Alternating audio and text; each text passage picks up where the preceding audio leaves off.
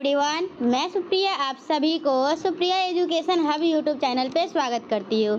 आज के वीडियो में हम लोग क्या देखेंगे? आज के वीडियो में हम लोग केमिस्ट्री सब्सिडरी के इम्पोर्टेंट क्वेश्चन को देखने वाले हैं। ठीक है, आप लोगों को पता होगा कि केमिस्ट्री सब्सिडरी का 11 तारीख को एग्जामिनेशन है और बहुत सारे स्टूडेंट मुझे कमेंट कर रहे थे, मैसेज कर रहे थे, तो मुझे लगा कि मेरे थोड़ा सा मुझे टाइम लगा के क्वेश्चन बना देना चाहिए ताकि स्टूडेंट सभी इसको प्रिपेयर कर लेंगे। देखिए, आप लोग जो है ना, अगर आप लोग 22 से 25 सेशन के एग्जामिनेशन देने वाले हैं, ठीक है, 22 से 25 सेशन के स्टूडेंट है, तो जो क्वेश्चन इंपॉर्टेंट 20 से 23 सेशन वालों के लिए था वो सेम क्वेश्चन आप लोग के लिए भी इंपॉर्टेंट है। ठीक है, और इसके अलावा आप लोगों को क्या कर लेना है, इसके अलावा जो 20 से 23 सेशन का एग्जामिनेशन हुआ था तो वो जो क्वेश्चन था उसको कर लेना है। ठीक है, इसके अलावा आप लोगों को कुछ भी नहीं करना है।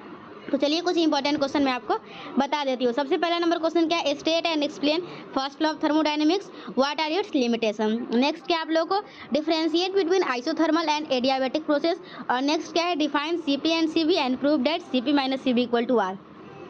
नेक्स्ट क्वेश्चन क्या है? सेकेंड नंबर कि डिफाइन ऑर्डर ऑफ रिएक्शन और derive expression for rate constant for first order, zero order. देखिए, फर्स्ट ऑर्डर पूछे, जीरो पूछे, सेकंड पूछे, कुछ भी पूछे तो मेथड से ही एक ही रहता है। ठीक है, बस इंटीग्रेशन करते हैं तो एक में एक्स रहता है तो एक्स का इंटीग्रेशन होता है तो 1/x आ जाता है।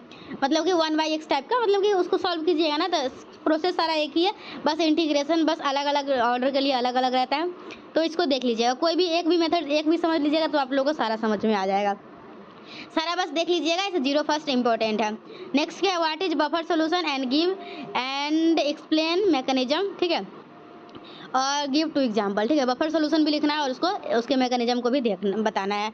फिर नेक्स्ट क्या आप लोग को व्हाट डू, देखिए इसमें आप लोग केमिस्ट्री सब्सिडरी का एग्जामिनेशन देने जाइएगा तो एक क्वेश्चन में ABC करके रहता है, तो इसलिए इसी टाइप से आप लोग को इंपॉर्टेंट क्वेश्चन भी तैयार किया गया है। नेक्स्ट क्या आप लोग को what do you mean by exothermic and endothermic reaction and explain the term activation energy of reaction.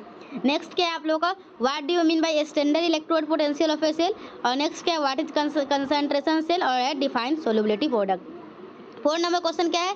Explain the following Ostwald dilution law, Hess law, triple point, auto catalyst and heterogeneous catalyst, Carnot cycle, degree of freedom, Miller indices और unit cell. फिर next क्या आप लोग का? State phase rule and apply it for ice water vapour system and explain the terms involve in the phase rule. और इसमें 2 के ए में अदर में क्या है? So that half life period of first order reaction is independent of initial concentration. तो वो आप लोगों का जो फर्स्ट ऑर्डर रिएक्शन आप लोग उसका प्रूफ देखिएगा ना तो उसमें यह भी कंडीशन बता देगा। ठीक है, कि फर्स्ट ऑर्डर का रिएक्शन जब निकालिएगा ना तो उसमें हाफ लाइफ जब निकालिएगा, मतलब जब रिएक्शन 50% कंप्लीट हो जाए तो आप लोगों का जो उसका वैल्यू आता है वो इनिशियल कंसंट्रेशन से इंडिपेंडेंट आता है। तो वो ग्रुप ए का था। अब आप लोगों का क्या है? ग्रुप बी का। तो ग्रुप बी में सबसे पहला क्या है? Give IUPAC name for the following coordination compound. मतलब आप लोगों को इसमें कौन कौन कंपाउंड है वो नहीं बताया गया, बस मतलब आप लोगों को ये IUPAC नोमेनक्लेचर देख लेना है कि किस तरीके से हम लोग नेमिंग करते हैं। नेक्स्ट क्या है आपका? Differentiate between double salt and coordination component. Next क्या आप लोगों का? Find out the EAN number, effective atomic number. Next क्या आप लोगों का? Draw MO energy level diagram for O2 B2 and N2।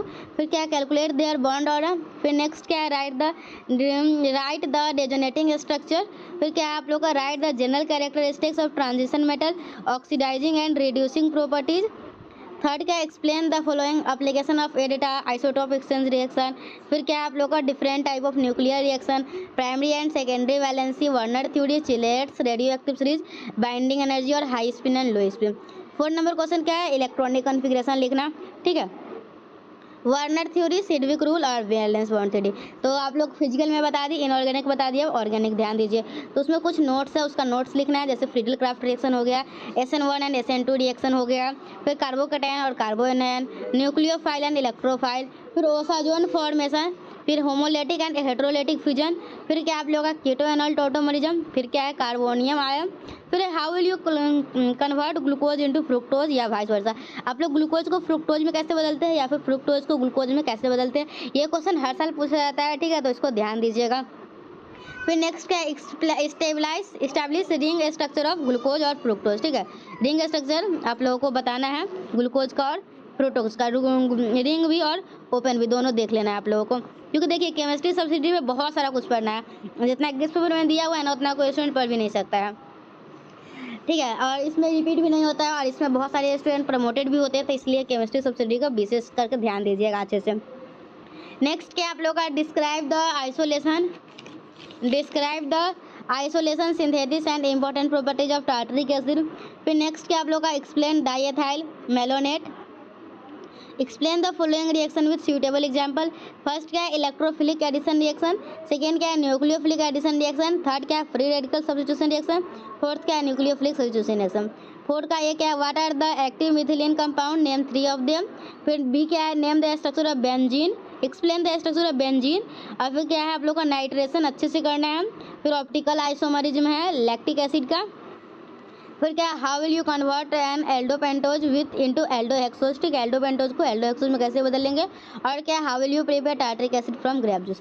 तो ये रहा आप लोग का इंपॉर्टेंट क्वेश्चन। इसके अलावा आप लोग को एक भी क्वेश्चन बाहर से करने की कोई जरूरत नहीं है, ठीक है। और अगर आप लोग देखिएगा 20 से 23 सेशन के लिए तो इसमें से ही आप लोगों को कोई क्वेश्चन एग्जामिनेशन में आया होगा, इससे बाहर कोई क्वेश्चन नहीं आएगा। तो इतना प्रिपेयर कर लेते हैं तो आप लोगों का नया पार्ट लग जाएगा। इसके साथ मैं आप लोगों को दिखा देती हूँ, क्या दिखा देती हूँ, ये 2000 में क्वेश्चन पूछा जो 20 से 23 का एग्जामिनेशन हुआ था ना, उसके क्वेश्चन को, ठीक है। तो देखिए आप लोगों का क्या है इसमें, देखिए सबसे पहले क्या पूछा गया rate constant first order reaction के लिए, वो मैं आप लोगों को इंपॉर्टेंट क्वेश्चन बता चुकी हूँ। और इसका हाफ लाइफ पीरियड जो है फर्स्ट ऑर्डर रिएक्शन का वो इंडिपेंडेंट होता है इनिशियल कंसंट्रेशन के, तो वो भी आप लोगों का आया हुआ है। फिर क्या होमोजेनियस और हेट्रोजेनियस में डिफरेंस क्या होता है एग्जाम्पल के साथ बताना है। और जूल थॉमसन इफेक्ट क्या होता है, फिर हेस लॉ क्या होता है, और डिफाइंड ट्रांसपोर्ट नंबर। तो सारा क्वेश्चन नहीं बनाना है, ठीक है। ग्रुप ए में इतने सारे क्वेश्चन आए हुए हैं। और नेक्स्ट क्या आप लोगों का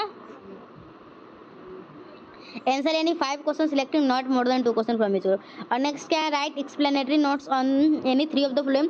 कार्नोट साइकिल पे लिख सकते हैं, या ओस्टवाल डाइल्यूशन लॉ पे लिख सकते हैं, या फिर बफर सोल्यूशन, या ट्रिपल पॉइंट, या hydrogen electron. Triple point important है करना ही है, बफर सोल्यूशन इंपॉर्टेंट है करना है, कार्नोट साइकिल इंपॉर्टेंट है करना है, ओस्टवाल डाइल्यूशन लॉ इंपॉर्टेंट है करना है, ठीक है। हाइड्रोजन इलेक्ट्रोड उतना ज़्यादा इंपॉर्टेंट नहीं है, उसको स्किप भी कर सकते हैं आप लोग, ठीक है। और सेकेंड ग्रुप में आप लोग को इलेक्ट्रॉनिक कन्फिग्रेशन लिखना है। इलेक्ट्रॉनिक कन्फिग्रेशन में बता ही दी हूँ इंपॉर्टेंट है लिखना, इलेक्ट्रॉनिक कन्फिग्रेशन लिखना सीख लीजिएगा। और इसमें नंबर ऑफ अनपेयर्ड इलेक्ट्रॉन भी कैसे कैलकुलेट करते हैं। फिर क्या ट्रांजिशन एलिमेंट जो है वो कॉलर्ड आयन फॉर्म करते हैं, एक्सप्लेन करना है। और जो आप लोग का Z30 है ना वो सूडो ट्रांजिशन एलिमेंट है, कैसे एक्सप्लेन करना है। फिर 5 नंबर में क्या है आप लोग को नेमिंग करना है कोऑर्डिनेशन कंपाउंड का। और सेकेंड नंबर में क्या है इसका हाइब्रिडाइजेशन निकालना है सेंट्रल एटम का, और शेप और मैग्नेटिक बिहेवियर के बारे में बताना है। फिर क्या right short notes on any 2 of the following. Nuclear fission और न्यूक्लियर फ्यूजन के बारे में बता दीजिए, या रेडियो एक्टिविटी सीरीज के बारे में बता दीजिए, या ऑक्सीडेशन पोटेंशियल डायग्राम बता दीजिए। मतलब हम लोग को पूरा क्वेश्चन नहीं बनाना होता है, सिर्फ 5 ही क्वेश्चन बनाना होता है। बाकी समय फिजिक्स सब्सिडी में आप लोग को 6 बनाना होता है, मैथ्स ऑनर्स में भी सारे में 6 बनाना होता है, लेकिन केमिस्ट्री सब्सिडी में आप लोग का 5 ही क्वेश्चन बनाना होता है, ठीक है। यहाँ पे भी देख सकते लिखा हुआ है आंसर एनी 5 क्वेश्चन, ठीक है। फिर ग्रुप सी है आप लोग का explain any 3 of the following reaction with. देखिए इसमें है ना एक ही क्वेश्चन में इतना सारा क्वेश्चन पूछ देता है ना कि आप लोगों को करना ही पड़ेगा ना, कोई उपाय ही नहीं है। नहीं तो एक का ए आएगा, बी आएगा तो सी नहीं आएगा, फिर अगर किसी का बी सी आएगा तो ए नहीं आता रहेगा। तो उसमें क्वेश्चन में इतना पार्ट वाइज पार्ट देता है, तो इसलिए केमिस्ट्री सब्सिडी में इतना करना ही होता है। और बहुत सारे स्टूडेंट इतना नहीं कर पाते, जिस वजह से आप लोग सुनते होंगे, जितने का भी सुने होंगे ना मैक्सिमम स्टूडेंट का केमिस्ट्री में प्रमोटेड ही सुने होंगे। तो थोड़ा आप लोग इसका विशेषकर ध्यान दे दीजिएगा। और इसी बार आप लोगों का लास्ट है पार्ट 2 एग्जाम दे रहे हैं पार्ट 3 में, तो आप लोग का इससे पाला तो छूट ही जाएगा, ठीक है। Explain any 3 of the following reaction with suitable example. तो SN1 SN2 electrophilic addition reaction, और फ्री रेडिकल एडिशन रिएक्शन, और न्यूक्लियोफिलिक एडिशन रिएक्शन। फिर क्या describe the isolation synthesis and important properties of tartaric acid. और next क्या है establish open chain structure of glucose, describe osazone formation of glucose, और how fructose is converted into glucose. तो ये आप लोगों का इंपॉर्टेंट क्वेश्चन है केमिस्ट्री सब्सिडी का। तो आज की वीडियो में मैं आप लोगों को केमिस्ट्री सब्सिडी का इंपॉर्टेंट क्वेश्चन बताई। नेक्स्ट वीडियो में हम लोग किसी भी नए टॉपिक के साथ आएंगे, तब तक के लिए bye and thank you and thanks for watching my video.